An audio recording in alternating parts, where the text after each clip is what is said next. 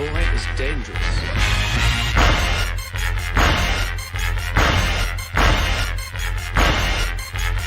Bad feeling about this. You don't seem to understand something.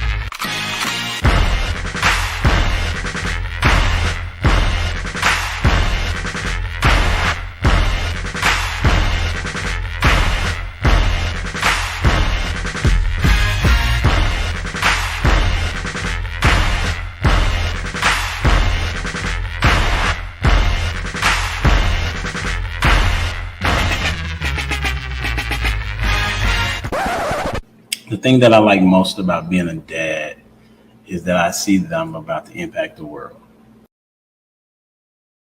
Yep. What's up? It's your boy Humble Dad back with another edition of Humble Dad Podcast. Got a great show for you this evening. Why? Because I said so, right? It's a conversation where we'll be talking about marriage and how to make your marriage yours. And the reason why I had this idea to have it is because oftentimes people think that somebody else's marriage is better than theirs, when really what it is that they are making their marriage their own and not concerning themselves with others. Although there are some similarities in marriages, there are the differences that kind of bring that particular marriage together to last so long. So we're going to talk about that. But before we get to that, we're going to ask the people on the panel to describe your perfect pizza. Just to get to know them a little bit. See what toppings will they put on their pizza. You know, we're going to start with my dude, Lost in Translation. What's up, homie? What's happening, man? How you doing today, HD? Good, bro. How you doing? I'm well. Thank you for asking, sir. Thank you for asking. What's up? Hey, what you got? Describe your perfect pizza. My perfect pizza is a large, thin crust veggie pizza, man, with bell peppers, cheese, onions, and black olives. No meat. Cut into squares, not like regular sliced pizza, but it has to be in squares. Why squares?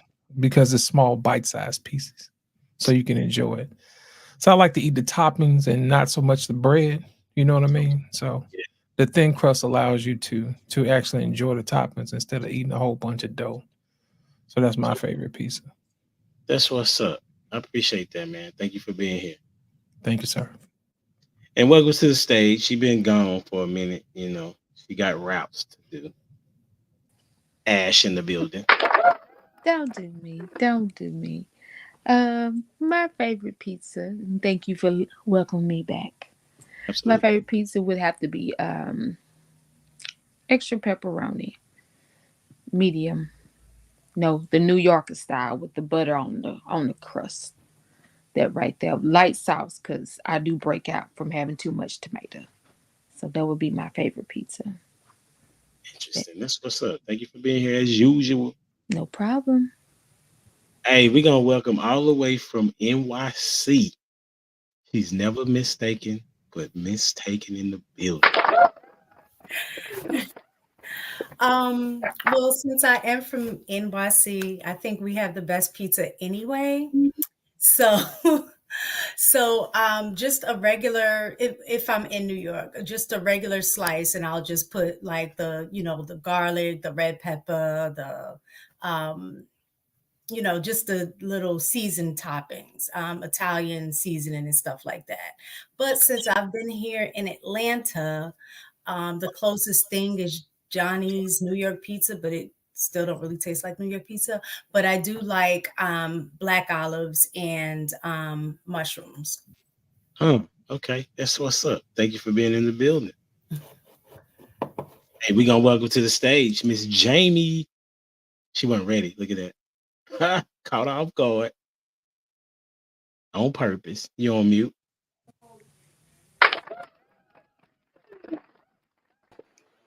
I really wasn't ready all the way, right? And then I flashed a smile. So mine's is easy. I don't eat pizza, you guys. Like I don't eat it at all. So that's my answer. Why you don't eat pizza? When did that happen?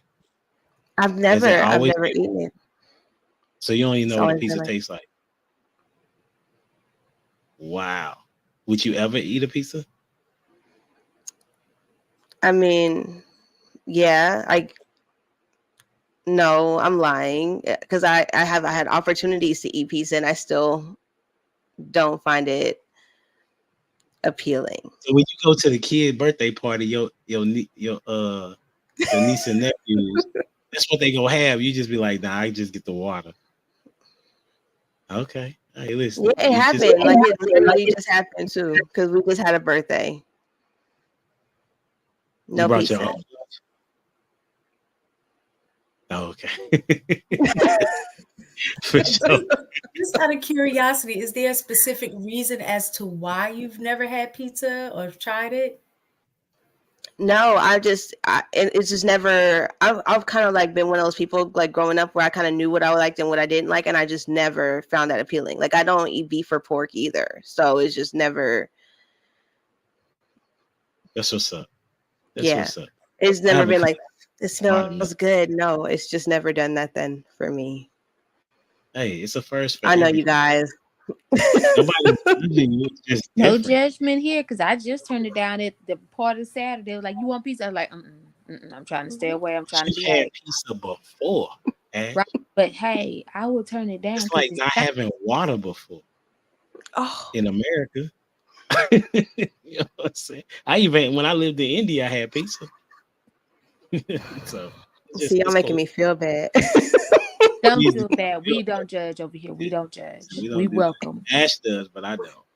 That's a lie. I don't judge. In the building, the greatest couple on the planet.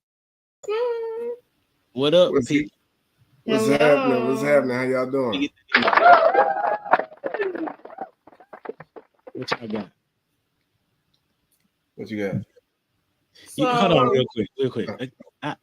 Anthony, why does she have to do that every like when y'all come on the show? She knows she got to go first, but she always looks to you to see. He looks at me. Yeah. He look at me, so I look back at him. Yeah, I mean, I don't know. It's just how we do. No, I just something I noticed. What you got?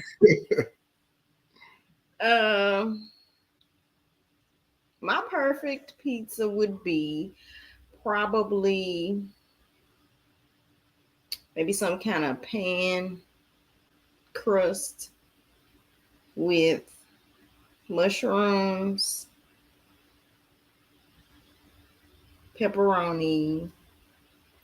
I like a little extra sauce, not too much, but a little more than normal. 3 cheeses, sausage, banana peppers.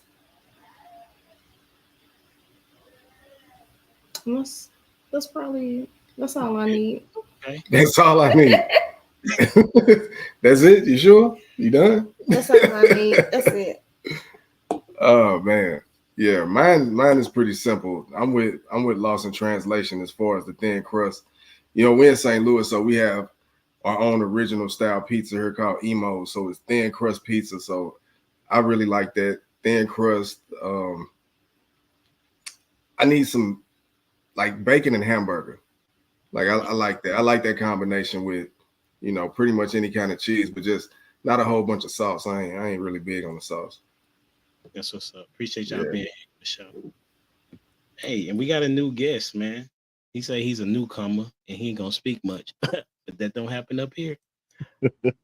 Jay Zilla in the building. What's happening? Oh man! First of all, y'all's answers have got me all kinds of thrown off. I like losses, right? The veggie. Jamie, I'm not one to judge, but you should be ashamed of yourself. Yeah, with all due respect, with love. Okay. For me, man, shout out to the Domino's. I don't remember the street, but it was in Atlanta, Georgia. I randomly got it from. I did double cheese pan pizza, just bacon on bacon, and it was the best pizza I had. You know, no disrespect to Miss Taken up there in New York City. You know, I've ventured that far up, but you know, I imagine you would say Jets or something like that.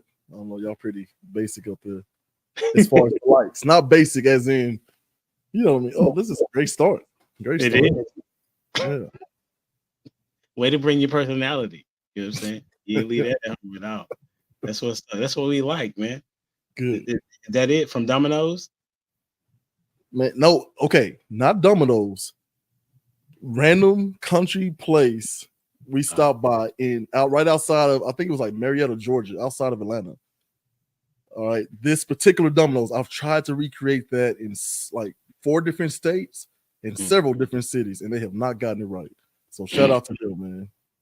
Hold that thought. Yeah, we're gonna talk about something like that. Right? I like that. That's leading into the conversation. Well, my favorite, I would say that I would describe my pizza is chicken, spinach, and jalapenos.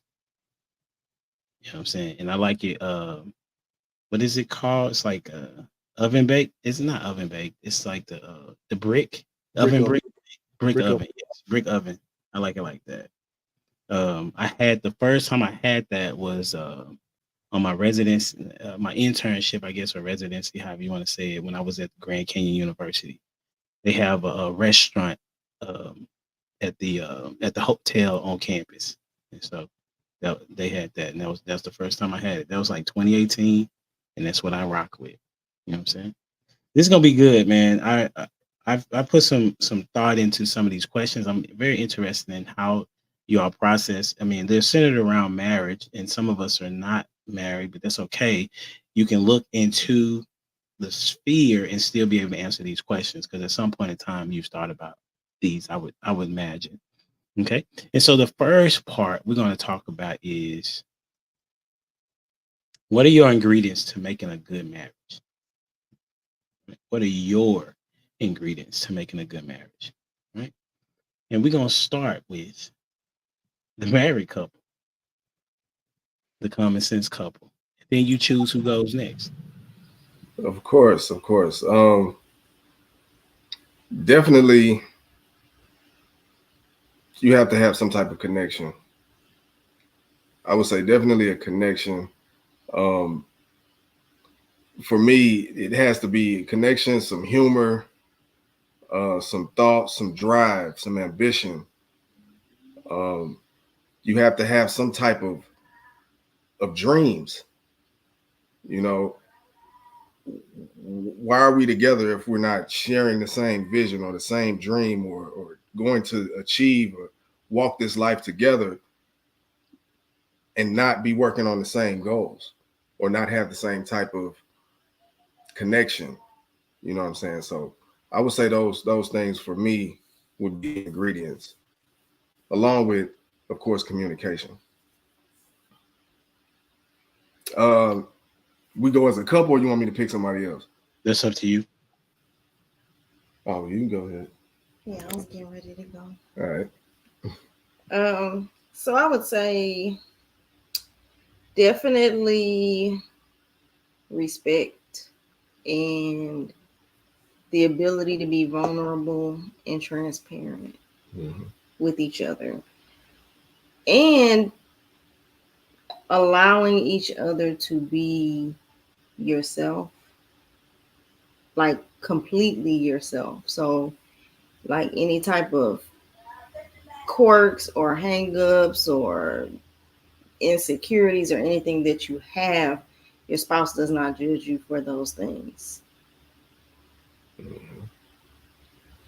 And the ability to talk about anything. Definitely. I'm going to go with loss. All right, thank you. My ingredients include patience, kindness, grace, honesty. You know what I'm saying? A whole lot of wisdom and knowledge.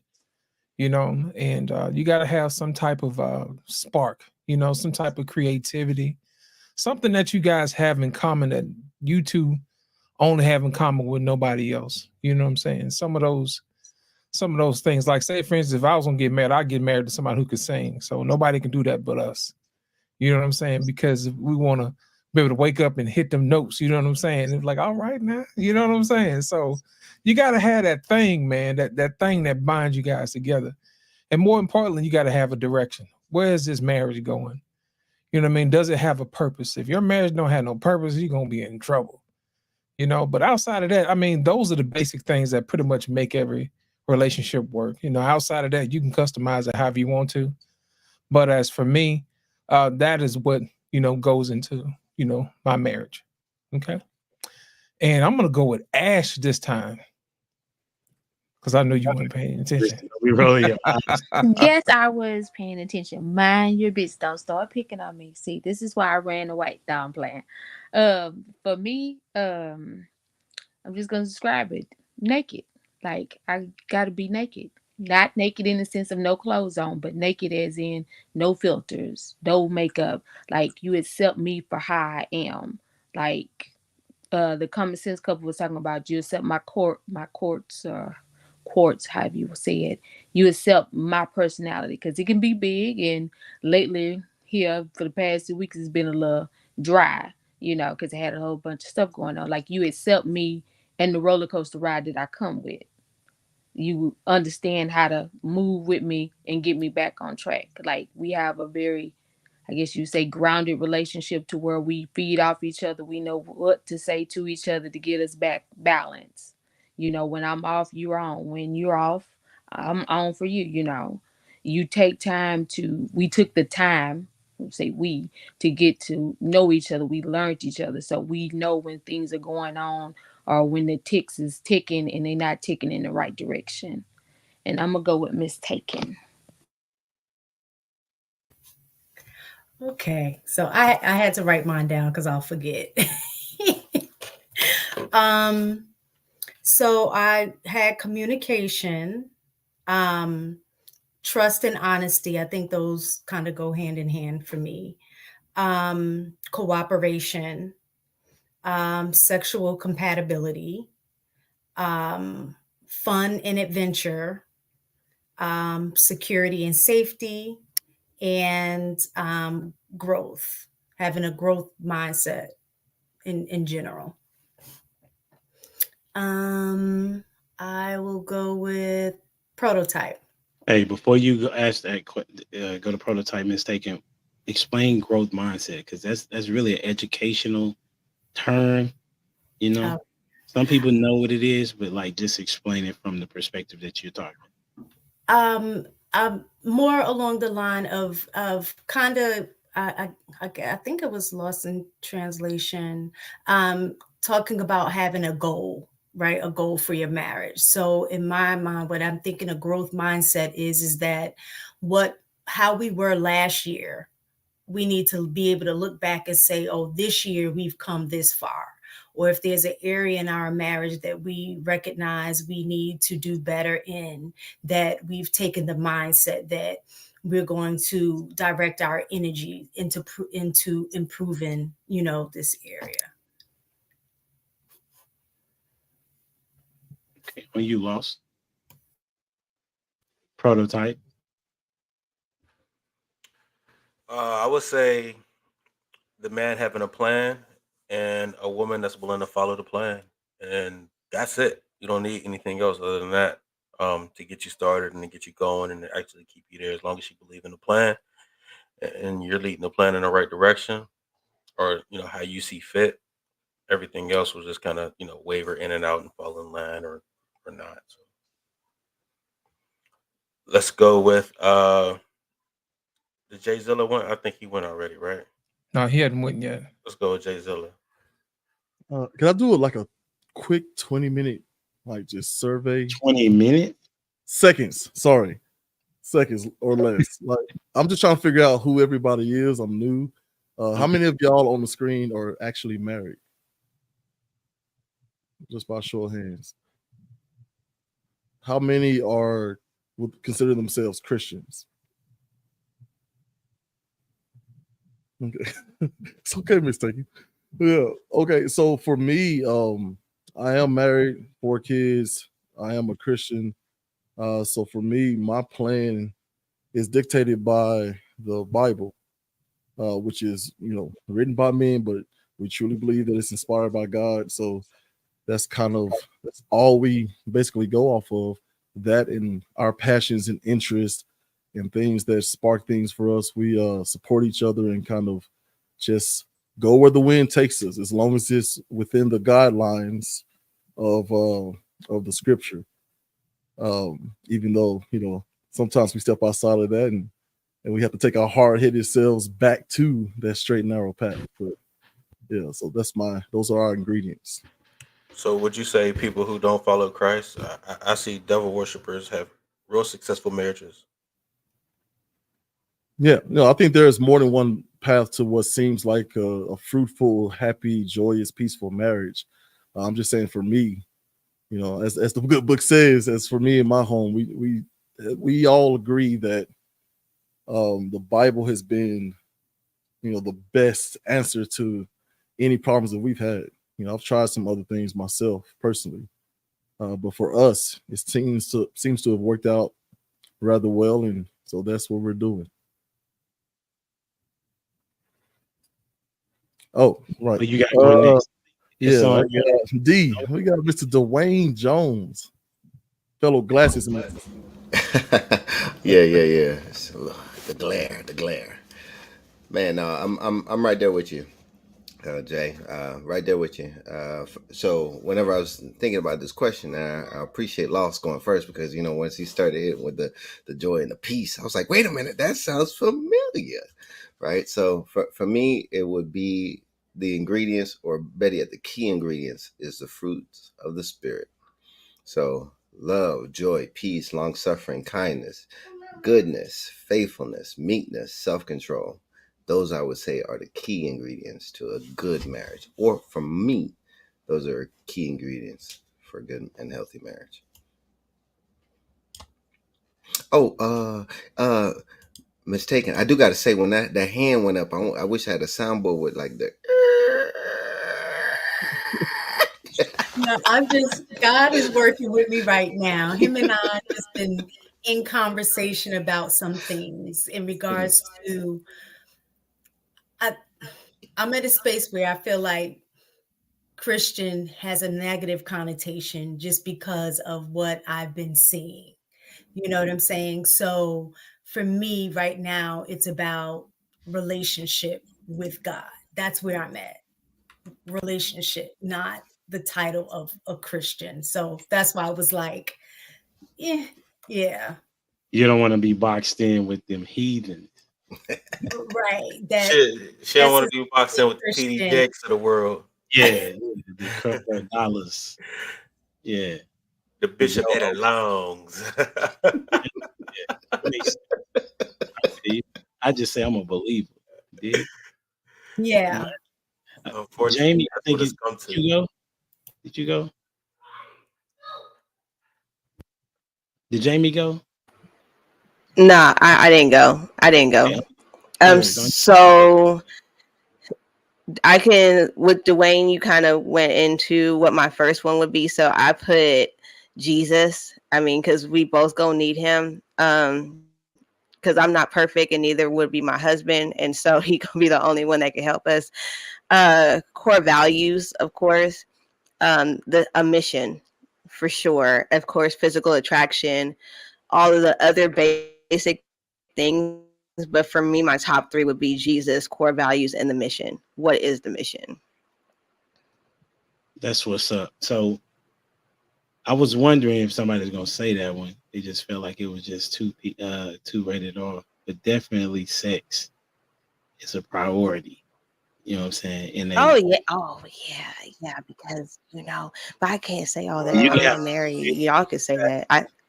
you know, you know what I'm I'm the saying? heathen of the channel. I said sex is very necessary and it's gonna get done whether you want to or not.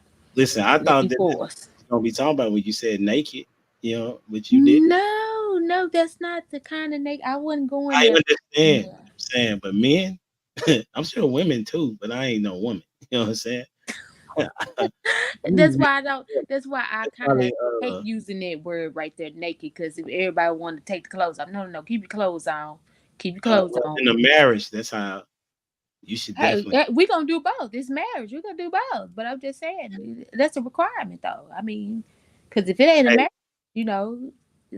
what is it? The poly people that's going on. You got the other one you bring in. That you, hey, whatever. I'm not married, so I don't know what y'all doing.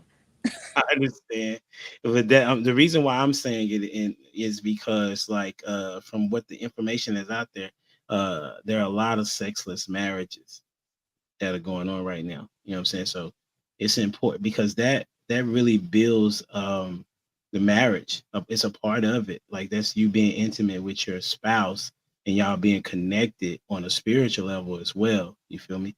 And so that's why it's God reserved it for marriage.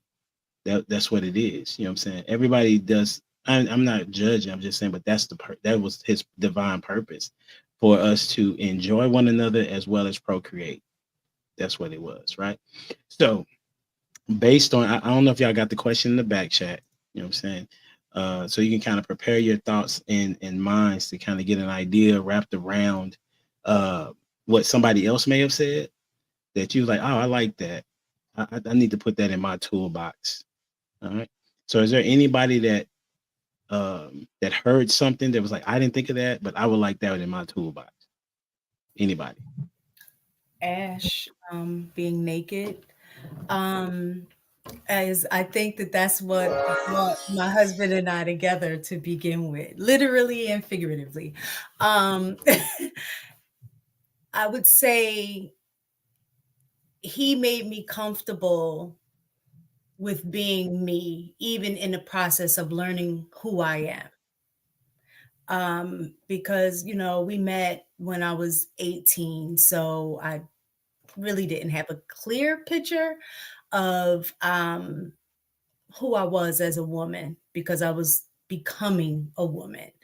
But even in my growing and learning process of trying to figure that out, I felt very comfortable. And like she said, just nakedly, good, bad, indifferent. It didn't matter. I didn't feel judgment from him, which led me to open up even more. I didn't feel like scared or regret for sharing anything. And I knew it would stay between him and I. So that's where the safety and the security came in. So when she said that, that kind of hit home for me.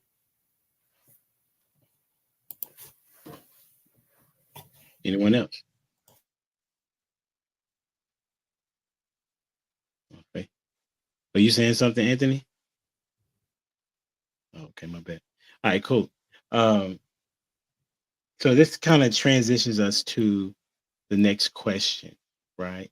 We got the ingredients, kind of put it together to make a really good marriage. And but my next question is, as we all know, how it works in the world, similar to what Miss Taken was saying. Like there's people that saying that they're Christians, but they don't really rock rock it out for Christianity like that. But that's in anything, right? There if you talk to professional athletes, they will tell you that there are professional athletes that are in the league, but they shouldn't be in the league, right? So let's talk about it like this. What what does marriage or why does marriage get a bad reputation? Or why does marriage have a bad reputation? All right. And we'll start with Dwayne. You're wrong for that, Thank you. but it's all right. I pray for you. Uh, that's on default though. Marriage gets a bad rep because people think that it's easy and they get into it. They realize it's difficult, and just like everything else, right? They think they could quit it, and it's not that easy because whenever you quit it, to me, there's a blemish because either you were lying to yourself then, or you're lying to yourself at the point in time where you said, "I didn't want to do it no more." I'll put it like that. So marriage gets a bad rep because people go into it with a selfish mindset that it's all about them and how the other person is going to make them happy, not realizing that that other person can't make them happy. So most people go on that Mission Impossible where they were like, oh yeah, if I get this, just like everything else, right? If I get that, I'll be set. And then they get themselves a spouse and be like, oh yeah, this is what I need because this person is going to make me happy. And it's like, no. So that's why I say marriage will get a bad rep, because that's selfish mindset. That's what's up. Who you got going there? Prototype. Come on with it. Man, I think marriage gets a bad rap because of feminism for the most part, right? Convincing women that marriage was bondage. Marriage also gets a bad rap because at this point, men are realizing like, hey, I'm losing everything for this marriage. So I think on a woman's side, it's the fake story of, hey, you're abused, you don't control yourself, you don't have any rights when you're married. And on the men's side, it's like, I am actually losing everything I have, or this is destroying my life. Most men don't bounce back after they get married. You know what I'm saying? A lot of times they do bad. You know what I'm saying? So let's go with Jamie. I know she got some heat. I feel like you answered that, and then you knew like my faces were like, what is he talking about? Like, okay, so but I'm not coming for you, prototype. I'm gonna say as a single with, I really have all married friends. What has made me kind of go like, do I want to get married, is they all complain about their spouse, or they complain. I don't never hear the good things about being married to the person. And so it kind of makes me go, I don't want to live complaining about my significant other. I don't get to see the beauty um in the connection. Does that make sense to y'all? And so like I could see the beauty in the connection with the pictures. I could see the beauty in the connection at the certain things that I end up with them at. But like if it's like me talking to one and me talking to the other, it's like there's no good attributes here in this situation.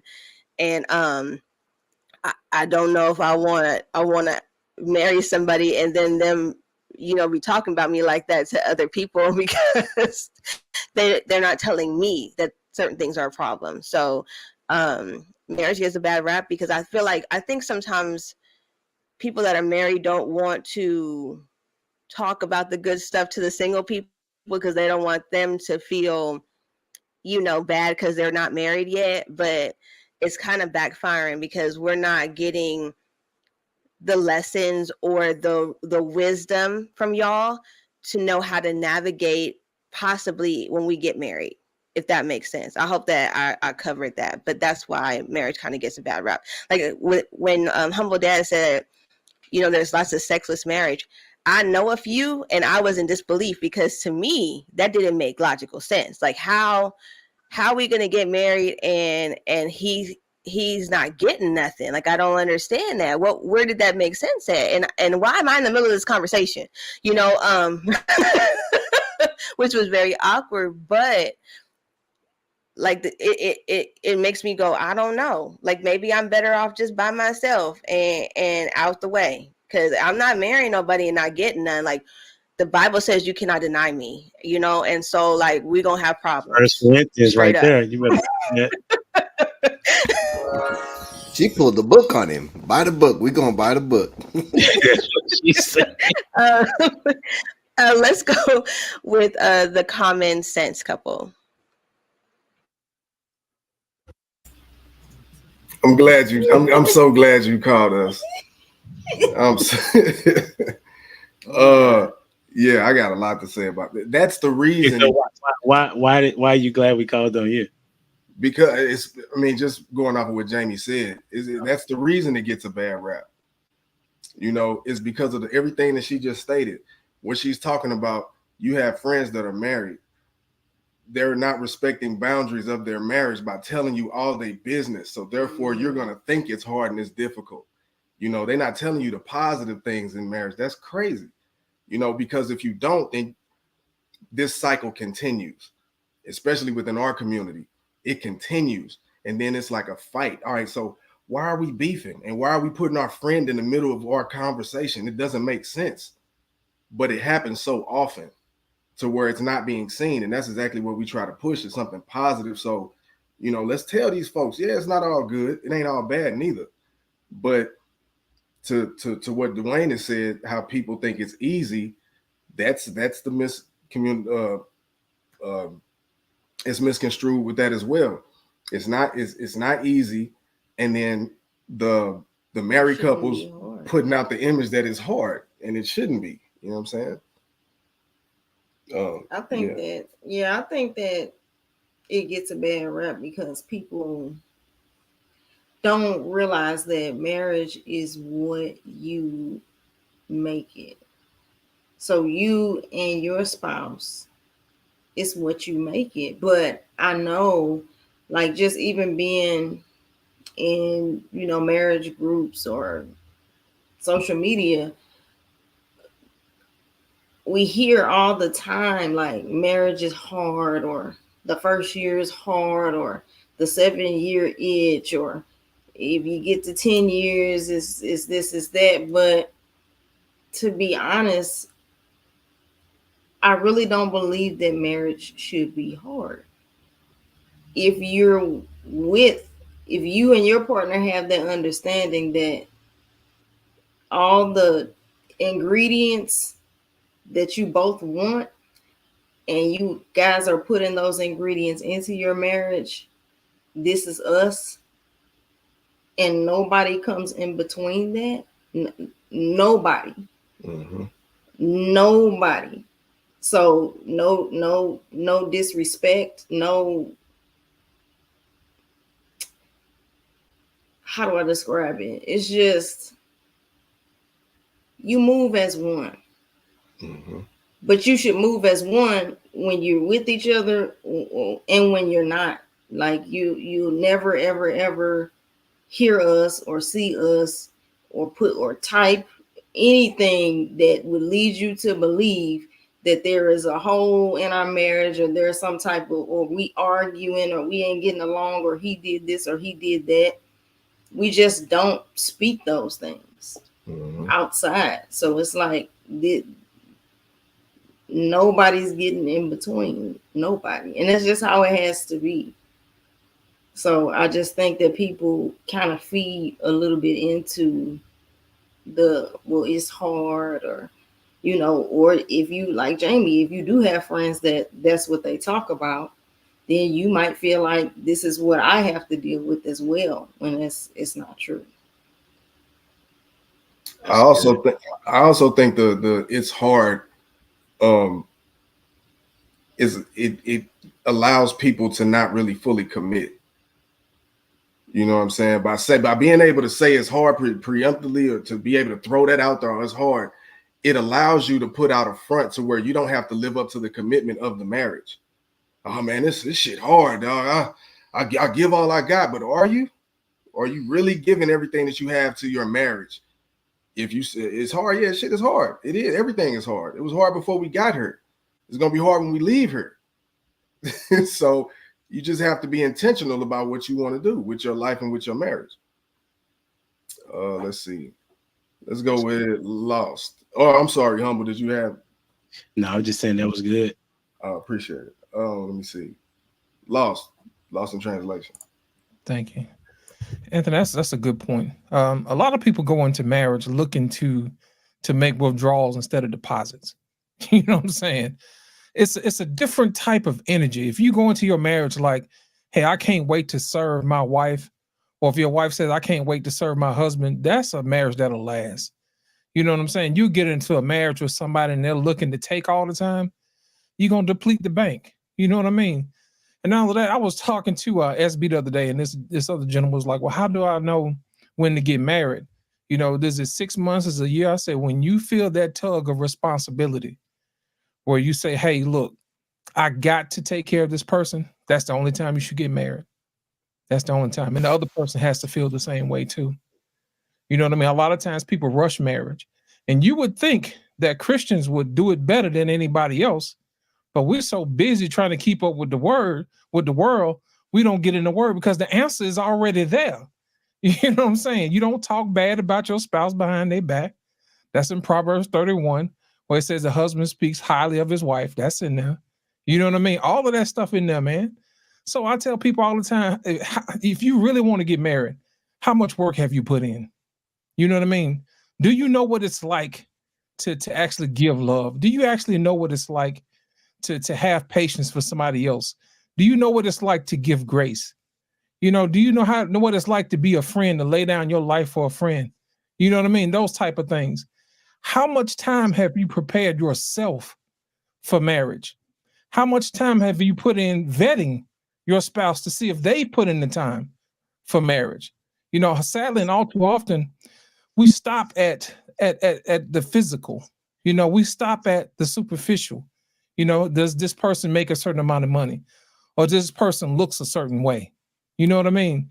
And we just leave out the part whether or not they're cooperative or not. You know, that's a key ingredient. Like Prototype said, you know, what's the point of us being together if we can't work together? You know what I mean? Do you play well with others? I think we covered that in kindergarten. Did you get a gold sticker for that? You see what I'm saying? Those are some of the things, the basic things that we should have been taught when we were children.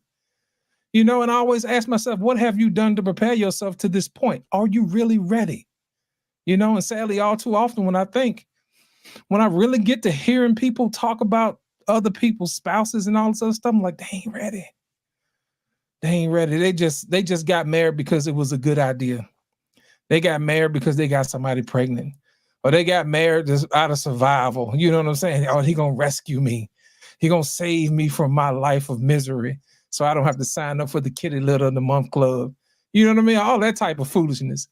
So my thing is this: the reason why marriage gets a bad rap is A, people don't put in the work. They don't understand what marriage is, and they also don't have anything good to say about their spouse. And those are two things that you really should have worked out before you get married. And that's all I'm gonna say about that. I'm gonna go with Jay Zilla. Come on, my man.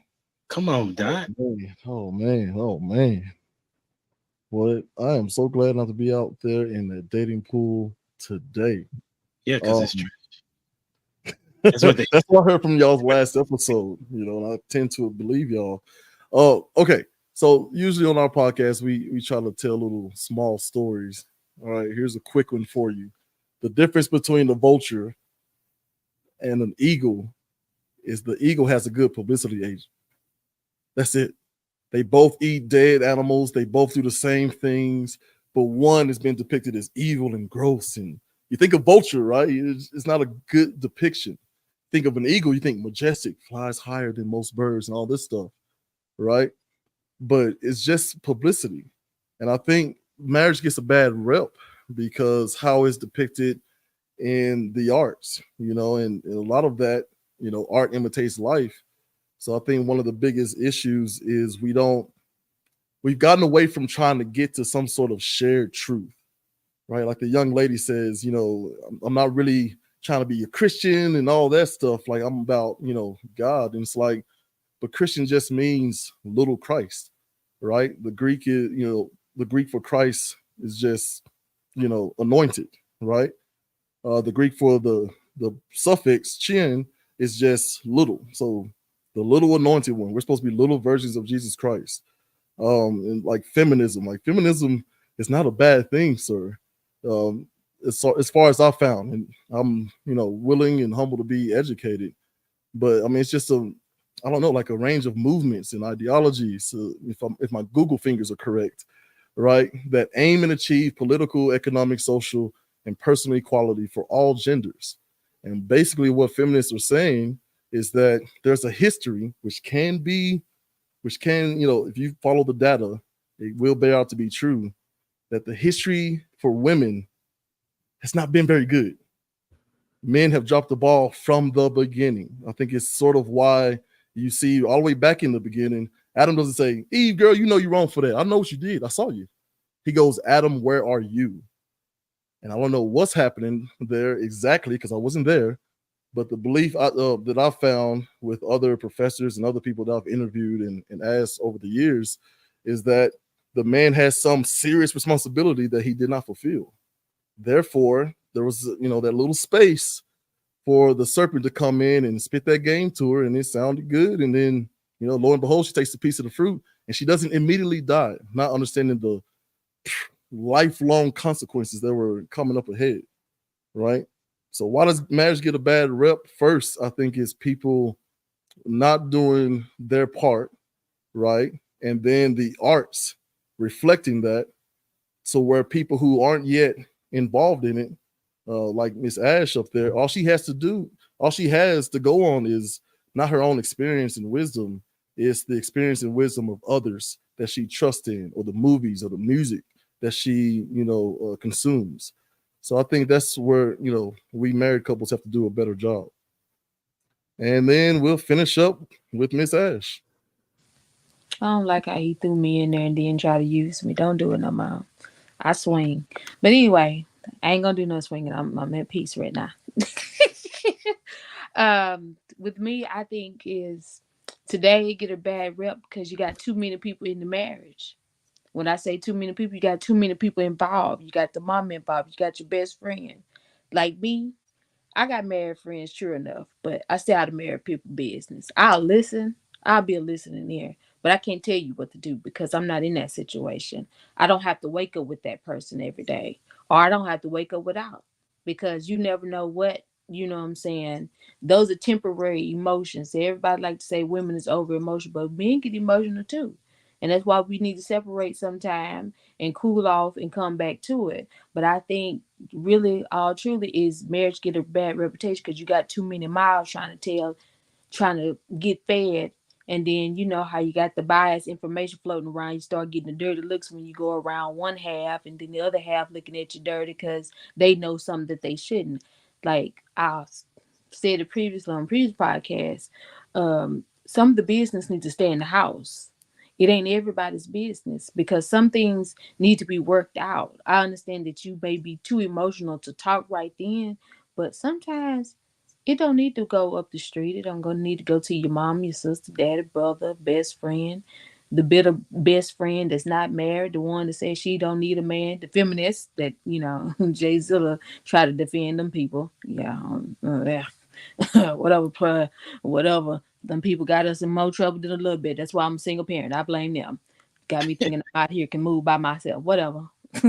What a man at. But anyway, I just feel that way about you know, being married because I think with my generation is we like I always say, we want the party. We want the limelight. We want that 15, 20 seconds of fame of saying I do and the party that come with it. But we really ain't learned and developed our skills to become somebody's partner. You haven't learned your man because what you see may work for your previous boyfriend may not work for this guy. This guy may have had his dad and may not had his mom. His mom may been the one that was working all the time. Or it may be neither one of them was working, but he sees something different and he wanted something different. So that's what he's going for. I think we don't give ourselves enough time to first learn and then develop in the situation. We jump in, what is it, like hot cakes, well, whole cakes or whatever you want to call it. You want to flip them real quick and then they done and then serve them up. You can't do that all the time. And I think that's where a lot of us is lost at. And then we get the ring on you, like, you know what, this ain't what I thought it was. I'm out. And then now you got a broken home. Then you got children trying to figure out what happened. You got the fights, the arguing. And then it's really over nothing but a miscommunication. You just haven't had time to learn your partner. You don't know them. You just know them for the fun time. You The teach good times. You know. Let's go with Dwayne ain't went, right? I Okay. haven't gone Go ahead. yet. Oh, well, y'all go ahead, jump it. Go ahead, swing, and then whoever wins, mistaken. y'all go ahead. We get Yeah. mistaken. Go All ahead. right. Um, Kind of to piggyback a little bit off of what Jay Zilla said, because I'm with you. With the I think the feminism was a response to the patriarchy, right? So there were definitely negative aspects of the way the patriarchy was implemented, kind of like what I was talking a little bit about Christianity having a bad rap. Just because if you look at historically, the way Christianity was given didn't have a good history. And I think patriarchy is kind of the same way. There's some good aspects to it, but the way that historically has been implemented wasn't necessarily in the best treatment of women, right? So I think the feminism comes as a response to that. But for me, I think a lot of people want the rewards without the responsibility, right? So they look at marriage and look at the idea of the good things that you're supposed to get from marriage, like, sex, like having somebody take care of you, like, being, um, you know, uh, the security and the comfort and all of that kind of stuff, but there's a responsibility that comes along with that to build to those good things. And so they just want the rewards without the work. The other thing is unrealistic expectations of marriage to begin with, and you go in a marriage ill prepared. I think a lot of people come into a marriage that have areas in their life that is already broken, and then is coming into the marriage with the hope that the other person will fix that. And it's unrealistic that that person, like, I can't fix something that I don't know what caused damage, right? So it's on you to really kind of fix that, and I can help support you through that. And so I think that is definitely, I think the probably one of the biggest parts is that the being unaware of self. And so you're bringing the damaged part of yourself into the marriage, thinking that you're going to have a healthy marriage when you're not even healthy to begin with. So, and that's where I guess some of what you guys were saying. So now you're going to other people to have them justify or support you in that illness instead of saying, no, you need to go to the doctor and get that fixed. They try and give you advice when they don't necessarily have the tools or understanding of it either. I think I'm the opposite when it comes to talking about, like, I know I hear a lot of people saying, no, you don't share nothing that goes on in your marriage with anybody.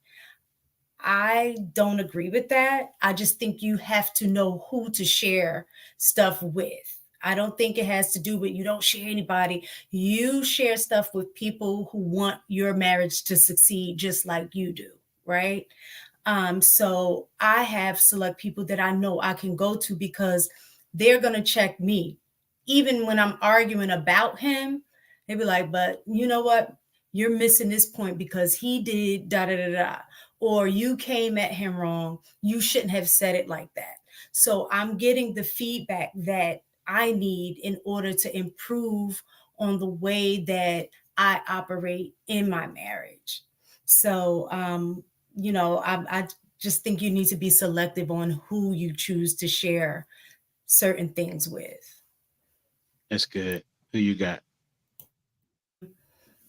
Did everybody go except for Darwin, that's Darwin? a new name, Darwin McPherson. Welcome to the show, bro. Hey, how's it going, everybody? Appreciate you allowing me up. I know I'm late, but I told Humble Dad whenever I can make it, I will come. So y'all talking about why does marriage have a bad reputation? Yes, sir. Well, I mean, short story. I mean, we're not appreciating and respecting the union like we're supposed to. And I heard somebody talk about religion. I don't think religion is all that bad or whatever. I think it's the people who are choosing to follow the religion. And if we're struggling to follow it the way we're supposed to, we're picking and choosing certain scriptures that we want to hold ourselves accountable for. And whenever you look at the dynamics between a man and a woman, you have a man as the head, as the leader, and you have a woman as the helpmeet. And to Miss Taken's point, she made a really good point about feminism. A lot of feminism is pretty much reprogramming or reconditioning women to not accept the role as a helpmeet. So a lot of women want to be on the same level as the man. In some cases, women don't mind leading, but they can't defeat hypergamy. And at some point, she's going to feel like she's taking care of a grown A man, like some of them term it, and they're going to always feel like they can do better. I mean, that's just the game. I mean, that's just our biological makeup. The man is supposed to lead his household. So it's all about a woman being able to accept her role, accepting herself and establishing herself as an anchor of support in a relationship, supporting her husband. And the man has to have a clear, drawn out plan, a clear direction and purpose of where the family is going to go. I got a lot of brothers getting in relationships, marriages, and they ain't over their head. They really know what the hell they're doing. To the woman's, to her strengths, you know what I'm saying, to her defense. But in most cases, the man has a innocent heart about it. He may not know where he want to go, but he has this embedded natural biological mentality to do whatever it takes to make sure the family is taken care of and the kids is taken care of. Even if I don't know what it is I want to do, I will work 20 years. I will work 30 years. I will work 40 years. And if I kill over, I will make sure my family, my wife and kids have everything they need if I can. That's the mentality of any man. That's natural. But if you take the shoes and put it on the other foot, women don't have that mentality. Woman is not going to work 20, 30 years, bust their back and their spine and have a man and reap the benefit for the rest of his life and go live with another woman. Women are thinking in the moment. Men are thinking in the future. So a lot of reasons why these marriages have a bad reputation is because we're disconnected. We don't really want to follow the guidelines that God put out for us. I don't know if I can recall the scripture that coined the help me term. As close as you can get it, I think it was Genesis, where God said, hey, I'm going to send you a helper. Her whole purpose was to be there, a supportive role. And I just had a live stream, man. It's funny. I just had a live stream maybe an hour, 2 hours ago about a woman outgrowing her man in a relationship. A woman given the ability and the time to be able to work on herself for X amount of years and outgrow her man. It's inevitable that she's going to be planning her exit because she struggled with hypergamy. She struggled not being hypergamous. A woman that has a hypergamous nature, she want to be able to find somebody who have a higher status, highly successful than she is, and she's going to cleave to that. That's why men need to be keeping an eye on what a woman's doing. All the leveling up she's doing need to intersect with the bottom line. It need to intersect with the direction of the relationship. Whatever I do, any of my accomplishments, achievements, any goals I have is going to intersect with the best interests of the union. And a lot of times when we have these 50-50 relationships, it don't always go that way. I'm going to do what I want with my money, my time, my goals and stuff. I got my business and all that. This is for me, so I can do this. There's really no way a man can win in that. And then you got family courts when it's all said and done. It's just a losing battle. So we have to have men as the head in these relationships. We have to. That's the only way. Go ahead, Jay Zilla. I just have a question. Could you define what does it mean for the man to be at the head of a relationship? Okay, so we all can answer that one. I think every man on this panel has his own definition, but at some point, our meanings will align with each other at some point. We may have our own methods, our own style, our way our presentation on how we deliver our direction. Mm-hmm. But as a man being ahead, as a man going out and planning and earning, and providing, being a productive man, showing his kids the way, showing his wife that, hey, look, you can trust in me. I know the way and I'm going to carry us no matter what. No matter how sick I get, no matter what the weather, no matter if it's rain and storm or whatever, no matter if it's coronavirus, I'm going to put us on the back and make sure we get through it, or I'm going to die trying. So being the head takes a lot of sacrifices. And you got to be willing to be able to lay down for your family. And some of the brothers agree, some of the brothers might disagree, but you will find that whenever they explain that same definition, at some point it's going to intersect with some of the things I said. Are you yourself religious and married? I'm married. And when I look at religious, I think it's something that you do consistently over and over. Even if you go to the pub and you drink every Saturday at 7, it's religious. But I don't call myself a Christian. I believe in God, I believe in Christ, but I don't label myself a Christian. I believe that a Christian is a person who follow the word in the scriptures. I think this use this term devout or whatever. They're literally following the word, every breath, that unwaverable. That's not who I am, and the Lord may bless me to be able to grow strong enough to be able to do that. But as of right now, I can't say, hell, I got an empty glass of liquor I was just drinking. I don't think the Lord want that. So I can't call myself a Christian, but I believe in God. Well, thank you for answering those questions. Like we talked earlier about Christian just mean Christ meaning anointed, and the chin, the suffix is just little. So we're just all little reflections. So people, and we talked also about the, I guess, the tainting of certain words, right? This is something that all of us, from what I can tell, are black or got some black in us, right? I don't want to assume anything. When you see some of these people get on these news stations and say black people are, whatever comes next bothers me. Anytime someone says men are, women are, like you're not taking into consideration some of the things that may be on the fringes or may just be something that's outside of our own experiences and wisdom. Right? So I think this ideal of what does it mean to be Christian? You follow Christ. So exactly what you were talking about, and the young lady earlier was talking about, that's being a Christian. Now we have had Christians do some terrible things, even in the pulpit, but that means they are, I mean, that's not what a Christian is. So I want us and anybody who's listening to really try to understand the difference in that. We've got a lot of that communication going on. Now, as far as what it means for a man to lead the household, what would you say is the vision, is the aim? Is it more so, hey, I think we should do something, and then you move forward with that, and she's got to get on board? Do y'all come up with that together by your estimation? And this is really for the panel. Or is this like for us as Christians, we go by God's path and God's path alone? I like it, man. You might as well moderate the show, Jay Zilla.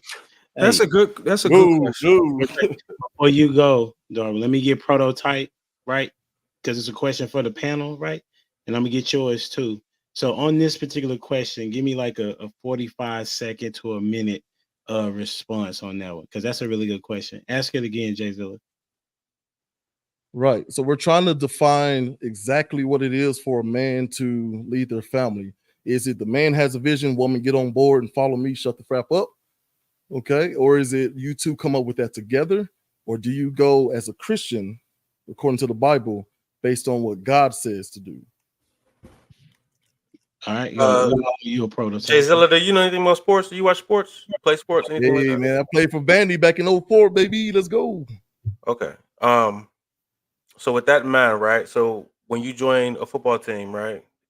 Everybody has the same goal. So when you meet whoever you're going to be with, that has to align. That's what's going to pull y'all together to date more, right?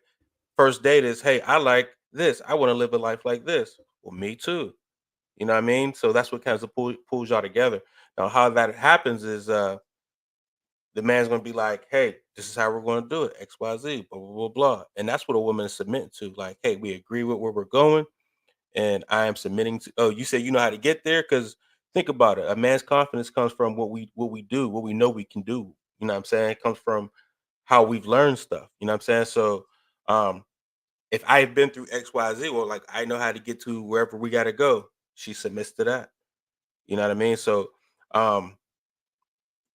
it depends on how resourceful that person is, right? In helping you come up with new strategies or plans on however, you know what I'm saying? If that's not their strong suit, if their strong suit is just to follow, listen, and do anything you ask them to do, hey, some people are like that. And then there's other ones that be like that might suggest some things. Hey, we should do things like that. And and you as a leader, it's up to you on understanding who you have as a teammate, you know what I'm saying, on your team to is this somebody I'm just going to lead and I know they'll do exactly what I tell them to do? Or is it somebody that I could lean on to kind of get, some other eyes on the situation? You know what I mean? So that's you got to figure that out as a leader on how you're going to lead based on what you have.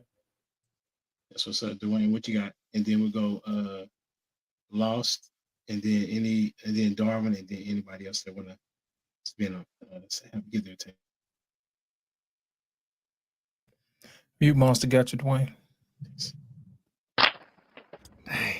Ain't nothing like having two mutes, boy. I tell you, I was trying to be double safe.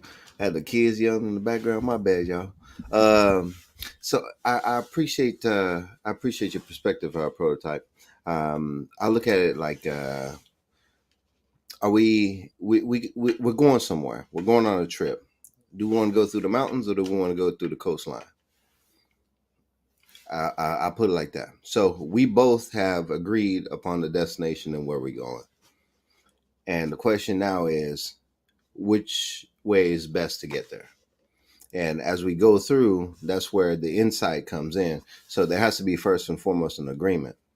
So once you come up with agreement, then you get to the point where how are we going to best? And I think, and you even put in the back chat, like, what about the more experienced piece, right? So that's where we have to yield. So, like it says, women are to submit, but I think there's a part where men have to yield as well, to where the opportunity to allow their women, their wives, expertise or their strengths to be able to flourish. So it would be bombastic or prideful to say my way goes all the time. It would be ignorant to do that. So I think even in it, like from like an outstanding team, I believe all teams have weaknesses, but great teams are able to hide those weaknesses amongst their strengths. So I believe in our weaknesses, in our deficiencies, we're able to complement each other's in order to be able to hide those deficiencies. So how come up with an agreement and then not negotiate. And I'll put it like that. It is a negotiation. It is a compromise on how we would like to get there. Hey, let's take the coastline. Hey, let's take the mountains. That's how I look at it. So what's up, Lost on you?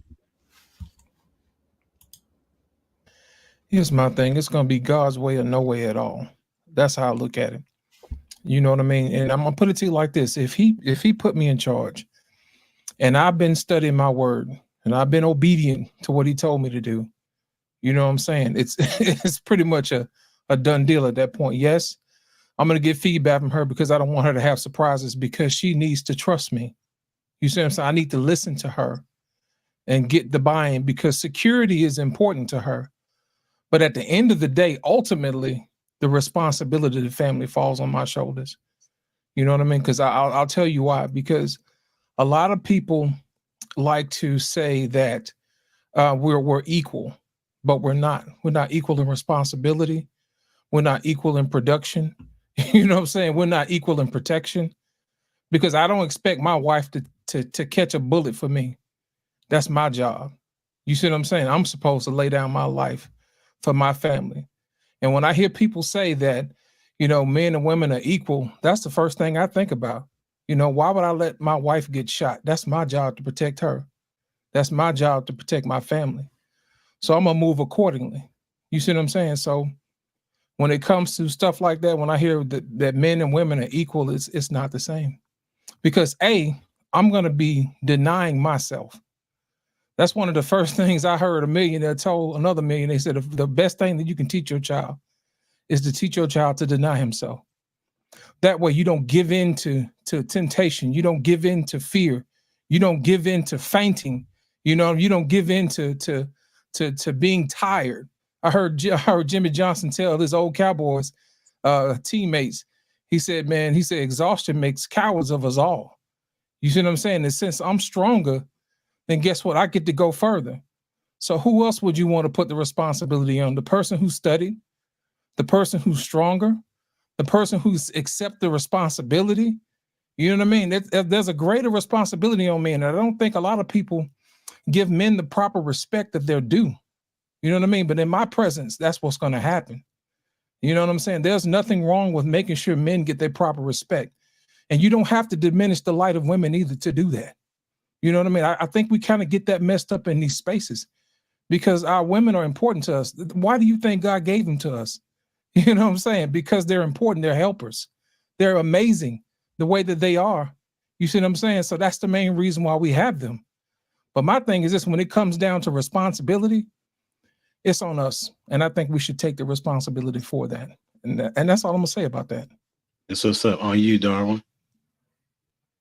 Man, those are some good responses, man. So let me see if I can put it this way, and without trying to be an echo. So this is a really good question. Shout out to Jayzilla. So a man has the vision. Let's just get that. All right, a man has the vision. he creates a plan based on his vision. He presents the plan to the father of this woman, of the woman that he wants to be with. The father makes revisions to the plan if needed, based on knowing whether his daughter would do well with such a plan. The father is critical. That's why I say that. You can't rule out the father. The father is critical in this situation. The man makes final adjustments on his vision, his plan. Then he presents the plan to the daughter. She either approves or disapproves of the plan. Now, if this woman disapproves of this plan, then she's not a suitable wife for him. It's just that simple. That's good. That's really good. Anybody? I see you over there, Anthony, thinking. But any of the ladies want to say something from your vantage point, but we'll get Anthony, and then if any one of the ladies want to kind of give their perspective of how they see the question. Go ahead, Anthony. We talking about leadership, right? Yes, he says, how should it be operated? Do you? I think Jay Zilla was asking, how do you see it? How do I see it? Yeah. I see it as it's a section in the book by Napoleon Hill, Outwitting the Devil, where he talks about the devil can't get to him because he has use of his woman's mind. You know, I defer. We talk, we communicate in certain situations and certain aspects that help me lead and not lead blindly. You know what I'm saying? So she sees things that I don't see and makes moves that I can't make. And so it helps me in my decision making when it comes down to it. You know, she understands, she said all the time, you have the final say in this situation, but I'm not just going to have my pride lead my family because I'm like, oh no, I'm doing this and putting us in harm's way just solely because I'm the man of the house and this is how it should be and all of that. Like, okay, we see how far that gets you. You know, without any help. You know, you have two ears and one mouth for a reason. Listen more than you speak. You know, listen to what God is telling you to do, but also listen to what your wife has to say in certain situations. And then y'all make y'all moves accordingly. That's just how we operate. So what's up? Did any one of the ladies want to say something? I would say I've seen leadership, what I would say a perfect, well, I guess he's not perfect, but my grandfather, I would definitely say that he was the perfect example for me in what God-fearing leadership looks like, in terms of following. He was a preacher, and really living the aspect of leadership through example, and specifically the example of love, like the way God explains what love is: gentle, love is kind, love does not boast, all of those things. He was the epitome in my eyes of what that looked like. And because he led through example, it automatically, I guess, put my grandmother in a position that desired to serve him. When he, was really sick and he was, on his way, he ended up having pancreatic cancer, that, he passed away, that he came home. So, they knew he was going to pass. He wanted to be home. And it was something that she said that I would never forget, in the fact that she said, because he treated me so well, I am so grateful that I'm able to serve him in his last days.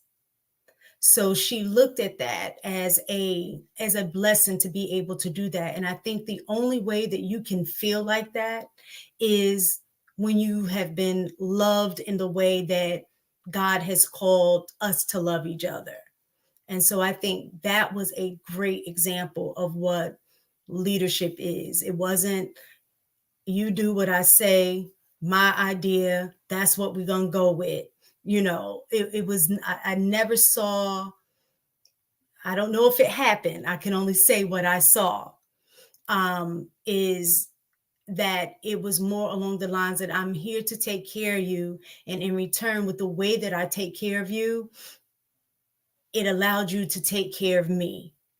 And so I think that type of leadership creates just a reciprocity, because you just want to, you desire to. When you're treated well, you desire to treat the other person well. So I would say that's the leadership that he exhibited, and that I hope to get to in my marriage as well. But I mean, they were married over 50 plus years, so we got about 30 more years to go. That's what's up. That's what's up. Did anybody else want to go on this one? I know Jamie, you thinking? Are you resting? Like, yeah. What's your thought? I don't have one on this question here. I just wanted to listen to what the men had to say. Yeah, I think everybody kind of gave a decent answer. So Give me a takeaway from what you heard the men say. What was something that stood out? You see me mistaken? Did you see me put my teacher hat on? Mm-hmm. What are you teaching you? Well, it's kind of hard. I would say there has to be a mission, right?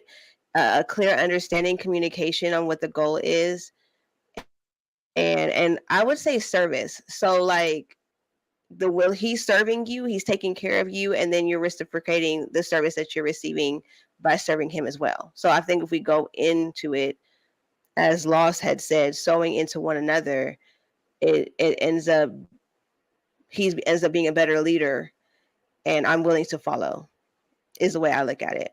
I mean, that's just how I gathered everything in one, because y'all said a lot, and then I was also reading the chat too, so don't I was reading all of this stuff and listening at the same time, but that's what I got.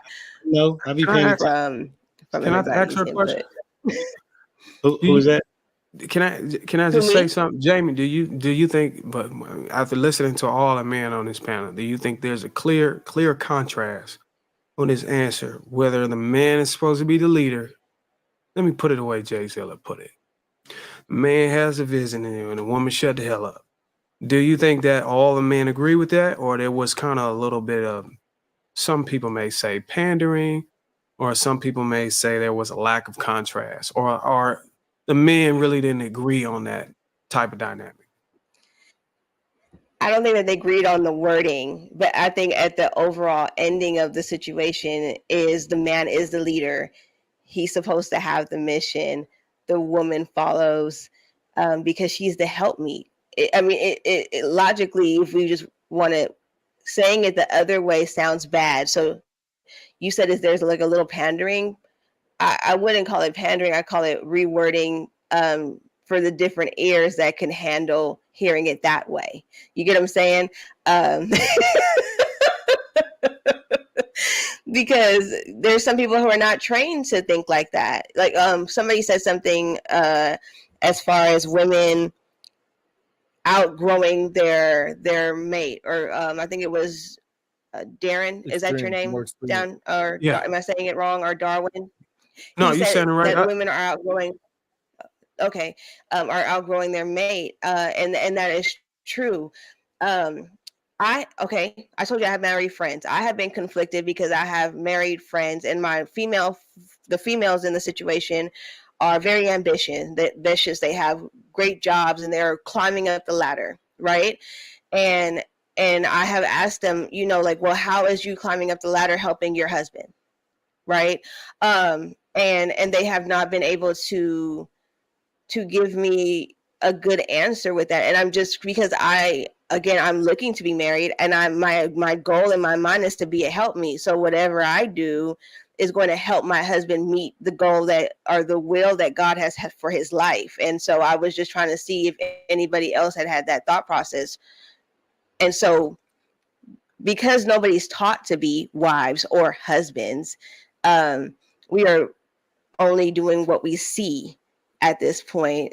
And so, but the clear answer is all of y'all said the same thing. You just said it differently so that people could take it in willingly rather than a fight. Like prototype. Prototype, you didn't have to say it like that, but you said it. It is what it is, How I say it? What I say it like? Just really straight to the point. I mean, it is what it is. But I don't know why. Don't know. It's like there's so many levels in between, and you just went straight for shut the hell up though. Like that's what I don't think any of us said anything close to that. That's what it was. I think there was a big part of somebody saying, at what point do you take an advice from your woman, right? I don't know who said that, but we all kind of agreed on the same notion. So like, why you go for the jugular like that? Like that's because none of us said anything. Are you saying I do it? That's my fault. I didn't say that you said that. I didn't say shut the hell up at all. No, that was Jay Zilla that kind of okay. Particular question. Hold on, let me look. I need to fill in some gaps here. Okay, when we played at Vandy, we had a no cursing. We had a no cursing policy. So what we did was we melded together the F word and crap because kids gonna be kids, and so frap was the word that was birthed out of that ridiculous policy for a bunch of grown men risking their livelihoods and bodies on the field. Anyway, it's a different story. But yeah, I gave two other options though. I did say, is it? And I'm asking the question. I'm not saying that's what women should do. By no means, man. My wife is very near. Okay, I care about my personal well-being. You look like I said, your wife. Is it shut the frap up and just follow my lead? Is it us doing it together, or are we going by what God says in His Word? That was the original thing. So sorry about that. I just want to point out one thing, because I know a lot of people here say that they're Christian, identify as Christian. If you don't, then I guess it doesn't apply. But just based on, and I'm definitely not a biblical scholar by no means, is that most people are not. I think we all agree that Jesus was a leader, right? If you're following Christ. But if you look at the way he led from behind, in a sense that he served. He led through servitude. So he was a living example of how he wanted us to treat others. So in a sense, I don't want to say he lowered himself, but if he's the King of Kings, in that mindset, you would say he's lowered himself, because he was literally washing the feet of others. A king normally wouldn't do that, right? So I think what happens a lot of times is that men get caught up in one aspect of what God says leadership is, in terms of women, you're the helpmeet. That is your position and role in life. That's it. That's what you do. And they interpret that as, I come up with the goal, I come up with the plan, you just support me in that plan. Whereas when I look at the leadership and the guidance of Jesus, it doesn't look like that at all. So I think for me, again, when I go back to the idea of Christianity and say it's a little rough for me to kind of identify, it's because of examples like that. So luckily I had an example in which I saw what that kind of leadership looked like and what kind of results came out of that leadership, versus what I hear in this space and have actually seen, even growing up. Because my father, that was my dad's mindset. My dad's mindset was that, what I think most women hear in regards to that lineup. So I just wanted to point that out, is that a lot of times the leadership that we hear, the leadership style that we hear in these spaces and what we've experienced personally is in direct opposition to what Jesus actually, in a way, how he led. Yeah, let me add on to that, or kind of show you why I disagree on that. The part that I would say I disagree on is that Jesus did not lead from behind; he led in front. He was the example, right? He did it first. He didn't wait for you to make the mistake, right? He showed you in which how he wanted it to be done.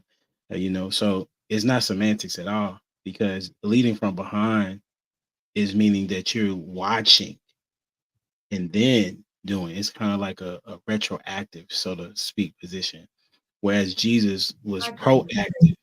You know what I'm saying? No, it was Jay in the behind the scenes. Uh, I'm good with the words. Uh, Follow me, you'll see. And so that's the part that I disagree with. The part that I think that everything else I align with, the to a degree, because godly men know how to walk in a godly way. The individuals in which you're referring to were not godly men. They only said it by words, right? And just because you say you're an athlete doesn't mean that you are. You feel me? Ain't the right prototype? It's some dudes that be like, I'm an athlete. You get that out there, and they like, what in the world is going on? Right? So just because you say you're something doesn't mean you are. So that's the part that is important for people to see. When you see somebody saying and professing to be something as it relates to being a Christian, what does their life look like though?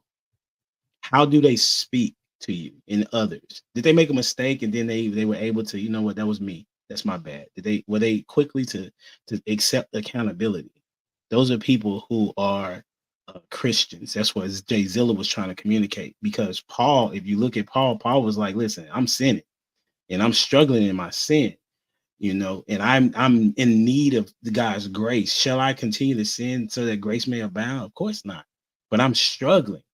But I know who can help me in my struggle. You see, it's a difference. And then the person that says, oh, okay, well, I like men and you're a man, and then I like women, I like because and I'm a woman, and then they're saying, well, I'm a Christian and I'm gonna live in my sin. Or somebody that's a liar, that's very prideful, things of that nature, right? So that's the part that I would try to educate men to be Christ in that fashion, but also I would communicate to women, since y'all decide, because there's no fathers in the house, right? You all are on the scene to decide what type of dudes are out here, and not deciding what dudes are out here, but deciding on the dudes that goes on dates and the dudes that get the box. Like that's on y'all, and because that's on y'all, then y'all need to move different. Like y'all should be looking for a dude that is honoring Christ and how he walks and how he talks. And that's what y'all are missing. That y'all see all the other parts of him. I mean, I think I made. Have y'all seen this 50-part series that this lady just put out about how she got did wrong about this dude? Have y'all heard about it? It must be new on the scene, but it's going viral right now. Right? 50 parts? Huh? 50 parts? Yeah, like it's broken down into Bro, like the. I ain't got time, but I need It's the cliff trapped in the notes. closet for real. You got a whole Netflix series. Yeah. One So, minute each, right? It's new, so it just hit. It's viral, but I just got word of it today. And one of the parts is that the guy, he lied to her a lot, but she still decided to have a baby by him. Still decided to find a house to live in, right? Those things. But if she pursued and she got excited about the fact that he could provide for her financially, and she didn't have to worry about no bills. But what about his character? What about his integrity? What about his relationship with Christ? Right. And even if he's not, what is his discipline? You know what I'm saying? Even if like I'm talking about operating from Christ, but everybody doesn't. Like Prototype was saying, there are marriages that do well that don't necessarily honor Christ. I lived in India for 6 months, and they do way better at marriage than most Americans. right? And they were in most of the people that I saw were in poverty. So to answer the question, men need to be the examples that Christ had, or is, or was, and still is. And then women need to understand that if you say yes to this man, then he is your leader, regardless of how you like how he leads. That's scripture too. So yes, we're talking about what a man needs to be, but at the same time, what happens when you're unequal? Like you go into the marriage and then one of you becomes a Christian, right? There's still a level of honor and respect that is due. Now you got to be very humble. I had a partner. I know I'm long-winded on this one because this is dear to my heart. I had a partner. He wasn't into Christ at all, but his wife began to go to church, and her disposition changed so much that he was like, "Hey, I got to go see what's going on with my wife." He is now, Andrew Fire She's Dwayne. He's now a floating pastor. Like he goes to different places and teaches and preaches the word of God. And that's as a result of his wife being submissive and honoring to God to win her husband. It says about that in the scripture. It talks about that same thing. It talked about the slaves need to honor their master, right? Because the goal is to be Christ-like no matter who is in front of you. So when you're having a hard time in your marriage, you got to go to the one that created the marriage and say, listen, man, how do I do this? And that's how you make your marriage yours. And that's the goal, to make your marriage yours. And we can do a part 2 if you need to. You know what I'm saying? Everybody can come back. You're welcome to come back. I know everybody got different game plans, but I appreciate the question, Jay Zilla. Since you had the question, I'm gonna let you say the last words if you have any. Oh man, it's like being called upon to pray at the church house, man. Then you should be ready. That's true. Stay ready, don't have to get ready, sir. And I'm absolutely prepared for this. One of the biggest things I want people to walk away from is to understand that men are an 18-wheeler Mack truck. Women are a cutesy little Honda Accord VW Bug. Okay, but there are times as we keep crisscrossing on this highway we call life, where the man is barreling down the main highway and the people in the exit lane have to yield, or vice versa. That is the only way we're going to have a cohesive movement moving forward, because all of us are God's children and we're supposed to be keeping our mind on him. As the text says, all things are made by him, for him. That's it. Period. And you talked about India, 1% of marriages end in divorce in India. That's really, really good. And one thing they don't really veer away from is tradition. And in their household, man is absolutely the lead of that. But that means there's a responsibility. Just like a company has a CEO, everybody all the way down to the janitor. No disrespect to anybody who are janitors out there. Every one of those people are equal in being, but not in function. Now, there are times where that CEO steps out of pocket, and you have to have whistleblowers and time's up, Me Too movement. This is how you get all these reactions and then overreactions. And then there's a point where we achieve equilibrium. Okay. And I think that's what's happening with us. We got to get these definitions. We have to all get to some sort of shared reality. We got to get back to some sort of shared reality. And my reality is set in Christ. And it's absolutely still a bunch of daggum wisdom in that. My kids watch some, Disney stuff, and sometimes I get a lot of wisdom from that. Oh, I should be nice to my big brother because I watched this thing on Spider-Man. Like, you can still extract the wisdom out of all that. So whether you're a believer or not, I just believe that there is something to be said about 1% of marriages in India, and then 6%, I think, who are evangelical Christians. I think it's 28% who are Catholic, 38% who are non-Christian, who don't identify with any sort of religion. Like, these numbers are startling, and then you can look at our media and everything else and put it all together, right? Don't get me started with the government, who's absolutely. Listen.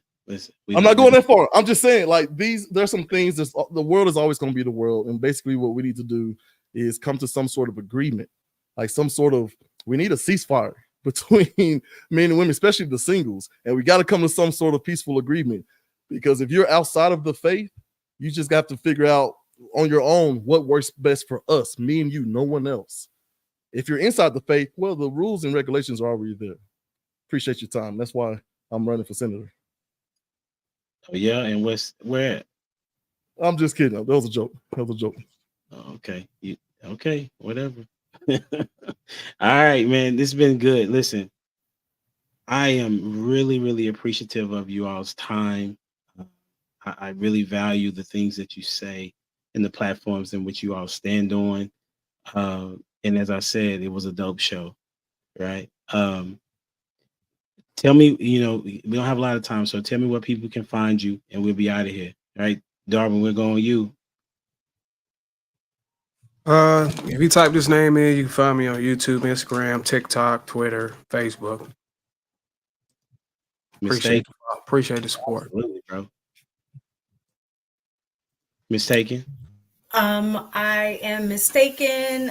You can find me on IG, the same name, and on Fridays under Chic Critique, and I am under the Lapif Network. Appreciate it. Common Sense. Yeah, the Common Sense Couple across all social media platforms. That's where you can find us at. Thank you always. Jamie? And you can find me on YouTube, Instagram, TikTok, and Facebook at Jamie Radiance Forehead 7. Thank you. Jay Zilla? Yeah, thank you so much for having me on, man. You can just find us at studiogwb.com. It'll lead you to all the Facebook, Apple iTunes, and all that stuff. That's what's up, Dwayne. DwayneJonesPhotography.com. Short and simple. Prototype. Man, you can find me at Prototype Kingdom Podcast on YouTube, on IG, TikTok, all that good stuff, man. Tune in. Absolutely. Appreciate you. And none other than Lost in Translation. Thank you, sir. You can find me here on YouTube at Lost in Translation Podcast, also on Instagram, and also here on Humble Dads on Mondays, and Black Man Unfiltered throughout the rest of the week. Thank you, Humble Dad. That's what's up. Hey, we at 978. All right. It ain't moved in 3 days. I'm not doing my work. So I you know what I'm saying? Appreciate y'all for supporting. And you always know what it is. Until next time, we out here. Deuces.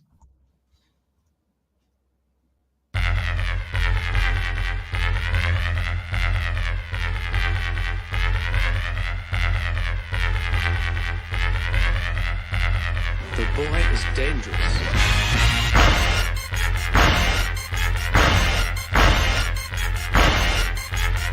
Bad feeling about this. You don't seem to understand something.